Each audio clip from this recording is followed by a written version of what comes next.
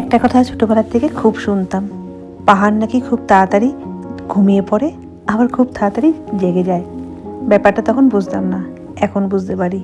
আসলে পাহাড়ের মানুষরা অনেক সকালবেলা ঘুম থেকে ওঠে আর ঠিক রাত্রিবেলায় তাড়াতাড়ি শুয়ে পড়ে। সকাল সকাল বেরিয়ে পড়েছিলাম আমি আর বুঝুনি, সামনে একটু যাব কফি খেতে। যত ভালোই হোটেল হোক আর যতই খারাপ হোটেল হোক, হোটেলে মন টেকে না আমাদের কারোরই। যখন আমরা সবাই একসঙ্গে ঘুরতে বেড়াই তখনও কিন্তু আমরা ভোরবেলায় হোটেল থেকে বেরিয়ে আসি। তেমনটাও আজকেই করলাম। নমস্কার, আমি সোমা। আমার গল্প কথায় সবাইকে স্বাগত জানাই, তার সাথে নতুন দিনের একটা নতুন গল্প সবাইকে দেখার অনুরোধ করছি।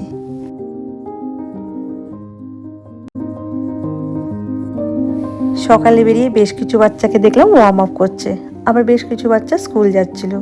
পাহাড়িয়াদের স্কুল ড্রেসগুলো দেখতে আমার ভীষণ ভালো লাগে। আমরা যেখানে বসে কফি খাচ্ছিলাম এইখানেও কিন্তু একটা স্কুল আছে ঠিক এর পিছনটায়। আর এখান থেকে বসে বসে তাই আমি আর বুঝিনি বলাবলি করছিলাম।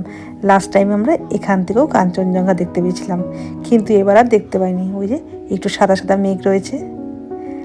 তারপর ফিরে এসেছিলাম হোটেলে, যেহেতু কিছুক্ষণ পর চলে যাব, তাই ভাবলাম হোটেলের ব্যাকইয়ার্ডটা একবার ঘুরে দেখে আসি ওটা কেমন। একটু ভুতুরে ভুতুরে লাগছিল, কিন্তু দেখেই বোঝা যাচ্ছিলো এটা যে একদম অনেক পুরনো হোটেল, সেই ব্রিটিশদের স্টাইলের বানানো, ব্রিটিশদের বাড়িঘরের মতন। সেটা কিন্তু দেখে একদমই বোঝা যাচ্ছিল।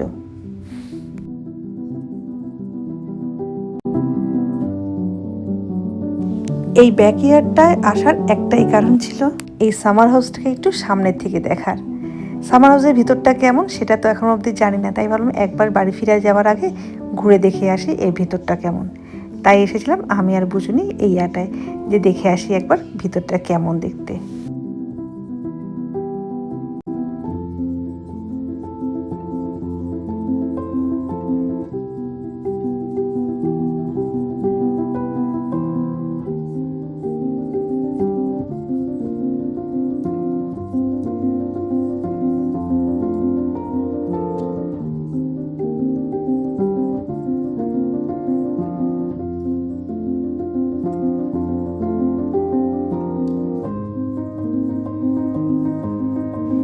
সকালবেলা যখন আমি আর বুঝুনি বেরিয়েছিলাম তখন একেবারে স্নান সেরেই আমরা বেরিয়েছিলাম।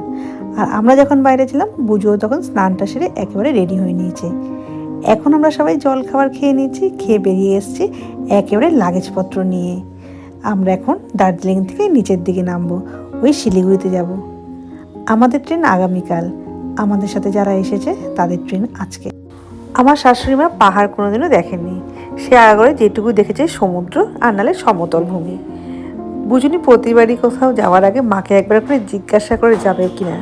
আসলে মা যাবে না, মায়ের ওই দৌড় পুরী দীঘা। পাহাড় তো মা কোনোদিনও আসেনি, পাহাড়ের নাম শুনলেও মা ভয় পায়, বলে আগে যখন যেতে পারিনি এই বয়সে আর পাহাড় কি যাব, তুই ছবি তুলে নিয়ে আসিস, ভিডিও করবি, ওই ভিডিওই দেখবো। আসলে 5-10 মিনিটের এই ছোট্ট ভিডিওতে পাহাড়ের সৌন্দর্য হয়তো উপভোগ সেভাবে করা যায় না, তবু মা যেহেতু বেরাতে পারে না, মায়ের কাছে এটাই বিশাল। লাস্ট টাইম যখন এসেছিলাম ওই লকডাউনের পরপর, লকডাউনের কারণে টয় ট্রেনগুলো সব বন্ধ ছিল। আর ঠিক যেদিনকে আমরা বাড়ি ফিরে যাবো সেদিনকেই টয় ট্রেনটা শুরু হচ্ছিলো আস্তে আস্তে, মানে তার ওই ট্রেনিং পিরিয়ড চলে সেরকম। তো এবার এসে বারে বারে টয় ট্রেন দেখতে পেয়ে কিন্তু ভীষণ ভালো লাগছিলো। আর আস্তে আস্তে আমরা পৌঁছে গেছিলাম লেপচা জগতের দিকে। এইখানে এসে এত সুন্দর লাগছিল, পুরো মেঘের মধ্যে ঢাকা পাইন গাছগুলো দেখে যেন মনে হচ্ছিল ছবি আঁকা, আর নইলে মনে হচ্ছে কোনো ভুতুরে সিনেমার শুটিং চলছে এখানে। সাথে ছিল ভীষণ ঠান্ডা।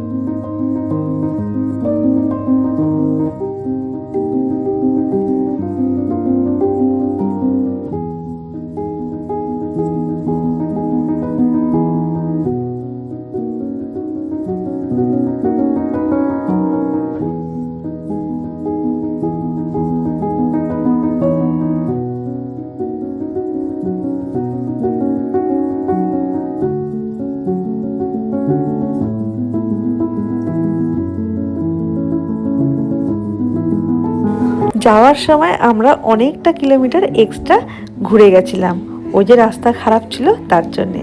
ফেরার সময় আমি বলেছিলাম মিরিক দিয়ে কিন্তু এবারও ফিরবো। আমার মিরিকের এই রাস্তাটা ভীষণ ভালো লাগে। আমাদের সাথে যারা ছিল তারা তো দেখে খুব খুশি হয়েছিল যে দূরে ওই ছোট্ট ছোট্ট যে বাড়ি ঘর দেখা যাচ্ছে, পাহাড় দেখা যাচ্ছে, সেগুলো সবকটাই নেপালের মধ্যে অবস্থিত। আসলে ওরা যেহেতু এই পাশটায় কোনোদিনও আসেনি, মানে এরকম পাহাড় চত্বর, তাই ওদের এইটা খুব ভালো লাগছিল। তার সাথে ওদের আরও বেশি ভালো লেগেছে এটা দেখে যে এই যে মার্কেট থেকে আমরা চকলেটগুলো কিনছি, এই চকলেটগুলো যেখানে রয়েছে সেটা হচ্ছে নেপালে অবস্থিত। আর এই মার্কেটটার পাশেই যে একটা রাস্তা রয়েছে, সেই রাস্তাটা ছিল ইন্ডিয়ার মধ্যে অবস্থিত। এই ইন্ডিয়া আর এই নেপাল এইটুকুর মধ্যে ডিস্টেন্স দেখে, মানে এটা দেখে ওদের খুব মজা লাগছিল। তারপর আমরা এগিয়ে যাচ্ছিলাম গোপালধারা টি এস্টেটের দিকে। আমাদের যে ড্রাইভার দাদা ছিলেন উনি না হাইটে ভীষণ শর্ট ছিলেন, তাই যখন কোনো কারণে জোরে ব্রেক চিপতে হচ্ছিল উনি উঠে যাচ্ছিলেন স্টিয়ারিংয়ের পুরো উপরে। ওটা দেখে কিন্তু ভীষণ হাসি পাচ্ছিল। দাদাকে বললাম, দাদা গোপালধারা টি এস্টেটে একটু দাঁড়াবেন, ওইখানটা একটু ভিতরে ঢুকবো। উনি নিয়ে এসেছিলেন এই জায়গাটায়। এই জায়গাটায় এর আগের বছর আসিনি, আর এইখানে এখন যাওয়াটাও বারণ করা হয়েছে। তো এই বারণ থাকাকালীনও দেখলাম অনেকেই পাশ দিয়ে একটু যাচ্ছে, তো আমরাও গেছিলাম। কিন্তু ভিতরটা আমার ভীষণ যে একটা সুন্দর লেগেছে তা নয়, আসলে প্রথমে যেহেতু সুন্দর জিনিস দেখেছিলাম, পরে একটা অতটা চোখে ধরছে না। আমি বললাম, দাদা এটা তো সেই গোপালধারা টি এস্টেটের যেটা ছিল সেইখানটা তো নয়। বলে এখন আর ওইখানে দাঁড়ানো যাবে না। আসলে আমরা যখন এগিয়ে এসেছিলাম সামনের দিকে, তখন দেখতে পেয়েছিলাম যে লাস্ট টাইম আমরা যখন এসেছিলাম সেই গোপালধারা টি এস্টেটটা, সেই ভিতরটায় ঢুকেওছিলাম, অনেকটা উঁচুতে উঠেওছিলাম, অনেক সুন্দর সুন্দর ছবিও তুলেছিলাম। কিন্তু এবার আর সেটা হলো না। কিছু করার নেই, ভগবান যদি আবার আরেকবার টানে তখন আরেকবার আসবো। কিন্তু একই জায়গায় বারে বারে ঘুরতে আমার কিন্তু খুব যে একটা ভালো লাগে তা নয়। রাস্তাগুলো ছিল অসম্ভব সুন্দর। ওই সুন্দর সুন্দর রাস্তা দেখতে দেখতে আমাদের গাড়ি যাচ্ছিল গিয়ে এখন মিরিকের উদ্দেশ্যে।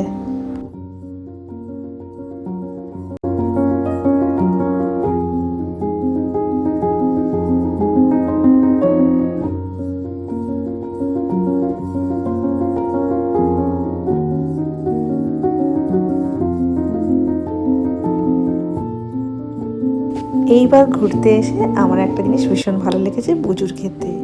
বুজু না পাহাড় যে খুব ভালোবাসে তা না, আসলে ওর একটা ভমিটিংয়ের সমস্যা হয়, তার জন্য ও পাহাড় খুব যে পছন্দ করে সেটা নয়। প্রতিবারই ওকে অ্যাভোমিন খেয়ে যেতে হয়, আরও ঘুমাতে ঘুমাতে পাহাড়ে ওঠে বা পাহাড় থেকে নামে। এবারই প্রথম বুজু একবারের জন্য অ্যাভোমিন খায়নি, আর তারপরে ঘুমটাও ঠিক একটা আসেনি। আরও সুন্দর এই পাহাড়ের যে দৃশ্যগুলো উপভোগ করতে করতে ও দার্জিলিংয়ের উপরে উঠেছিল, আর ঠিকই তেমনই সুন্দর উপভোগ করতে করতে ও দার্জিলিং থেকে একেবারে নিচেও নেমেছিল। তারপর পৌঁছে গেছিলাম আমরা একেবারে শিলিগুড়ি। এর মাঝখানে আর কোনো ভিডিও করিনি। আজকে চলে এসেছি এখন আমরা জলপাইগুড়ি স্টেশনে। আমাদের ট্রেন আজকে বিকেল 3টের সময়। আমরা বন্দে ভারত পাইনি, আমরা পেয়েছি তিস্তা তোরসা। একটু কোথাও ঘুরতে গেলে ছোট ছোট উপহার সবার জন্য একটু আনতে মন চায়। সেইটুকু আনতে গিয়ে যেইটুকু লাগেজটা ভরেছিল, পরে ভাবলাম ভালোই হয়েছে বন্দে ভারত না পেয়ে। অতগুলো লাগেজ নিয়ে ওঠাটা খুব যে একটা সুবিধা হতো তা নয়। অনেকক্ষণ স্টেশনে দাঁড়িয়েছিলাম, তারপর বুঝু বললো, মামা একটু বসি কোথাও। তো কোথাও বসবো, বসার জায়গা না পেয়ে এরকম একটা প্লাস্টিক কিনেছিলাম। এই প্লাস্টিকটা পেতেই বেশ অনেকক্ষণ আমি আর বুঝু বসেছিলাম। সামনেই লাগেজ নিয়েছিলাম আর একদম লিফটের পাশেই বসেছিলাম, যাতে নামতে কোনো অসুবিধা না হয়। সাথে আমাদের প্ল্যাটফর্ম নাম্বার ছিল 3 নাম্বার। এই 3 নাম্বারের উপরেই কিন্তু আমরা বসেছিলাম। এই ট্রেনটা যাতে সরে গেলে আমাদের যখনই ট্রেন এইখানে এসে পৌঁছাবে এই প্ল্যাটফর্মে, তখন যাতে আমরা নামতে পারি, একদম ট্রেনের সামনে যাতে পৌঁছে যাই। তারপর আমাদের সঠিক সময়ে কিন্তু ট্রেন পৌঁছেও গেছিলো এবং ট্রেন ছেড়েও দিয়েছিল। আর আমরা যেহেতু সকালবেলা অল্প জলখাবার খেয়ে এসেছিলাম, তাই ট্রেনে উঠে আমি খেতে ভীষণ ভালোবাসি, তো ভাতই নিয়েছিলাম, ভাত ডিম বা মাংস এই হিসাবে। তারপর মধ্যরাত্রিবেলা আমাদের ট্রেন একদম শিয়ালদাতে এসে নামিয়ে দিয়েছে। একদম রাইট টাইম ছিল, কোনো রকম লেট হয়নি। এখন আমরা বাড়ি পৌঁছাবো, তার জন্য দাঁড়িয়ে আছি একটা উবেরের জন্য। বাড়ি ফিরতে ফিরতে তাহলে বিদায় নিচ্ছি। তোমরা সবাই ভালো থেকো, আবার দেখাবে আরেকটা গল্প নিয়ে।